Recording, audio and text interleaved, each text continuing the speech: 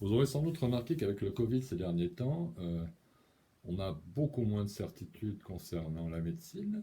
Hein, qu'on a remarqué que les toubibs sont un peu comme des artistes, ils ont un ego un peu. Et il y en a un qui dit blanc, l'autre qui dit noir. Voilà. Bon, les médecins de ville ne connaissent pas grand-chose en fait, les médecins de ville, il faut le savoir. Hein. Il y en a des très bons. Moi j'en avais un super dans mon coin avant, ici je n'ai pas trouvé. Il y en a des très bons, mais il y en a des nuls. Je peux vous dire que par rapport à ma maladie, c'est de lymphome folliculaire de type B, j'en connais un rayon. J'en connais 10 fois plus qu'un généraliste. Moi j'ai vu des généralistes qui me disaient, vous avez un lymphome? Ah bon, ou ça? Voilà. Ah bon, ou ça? Déjà, ça veut dire que le gars, il sait même pas ce que c'est qu'un lymphome, il est tout. Alors, il va toucher sa bille quand il y a un môme qui renifle un peu, si tu veux, tu vois, les rhinopharyngites, tous ces trucs-là, voilà, les petits virus de l'hiver. Mais le gars, il te fera pas 2 points de suture parce que maintenant, il peut plus le faire. C'est une opération presque à cœur ouvert, les points de suture. Moi, j'ai connu des toubibs dans le temps. Les gars, ils faisaient tout. Des infiltrations, des points de suture, ils te remettaient l'os en place et tout. Maintenant, non, non, non. Tu as le moindre truc qui sort de la rhinopharyngite, ton toubib, il te dit, tu vas aux urgences, tu te démerdes avec le médecin hospitalier qui, lui, en sait un peu plus. Voilà, ça c'était la parenthèse sur les toubibs. À part ça, les toubibs, il y en a qui ont l'esprit ouvert, pas beaucoup. Il y en a qui ont l'esprit comme ça. Il y en a qui sont payés par les laboratoires, ben oui, parce que voilà, il ne faut pas se leurrer, ça existe. Les labos, ils veulent vendre des trucs chers, ils veulent poser des brevets pour avoir un monopole sur les trucs. Ça les emmerde parce que il n'y a pas de monopole là-dessus. Tout le monde peut vendre ça, c'est comme de l'aspirine. Voilà.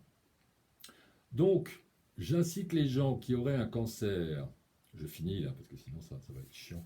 J'incite les gens qui auraient un cancer ou qui connaîtraient, euh, qui auraient des gens dans leur famille qui seraient touchés par cette maladie, à me contacter par l'intermédiaire de YouTube ou de Facebook. Euh, je peux les aider à prendre ça en charge, bien que je n'ai aucune capacité de médecin. Je ne suis pas médecin, je suis juste un type qui a un cancer depuis 15 ans et qui tient son cancer en laisse et qui, ma foi, euh, se porte plutôt bien.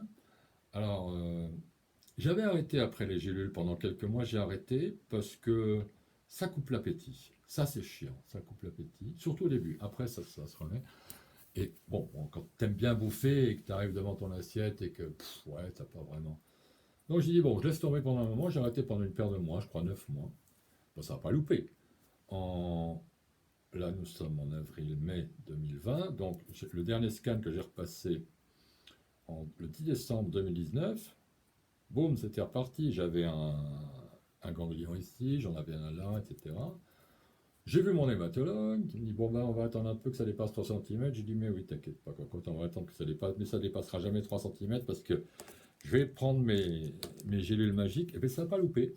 Le ganglion que j'avais là, qui était à peu près de la taille d'une grosse amande, un des ganglions cibles qui faisait 2 cm 2 sur 1 cm 7, quelque chose comme ça, ben, je ne le sens plus. Pourtant, on les sent très bien et ils sont très caractéristiques, les ganglions du lymphome.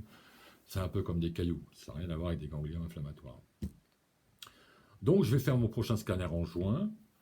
Vous aurez remarqué que je n'ai pas l'air stressé du tout.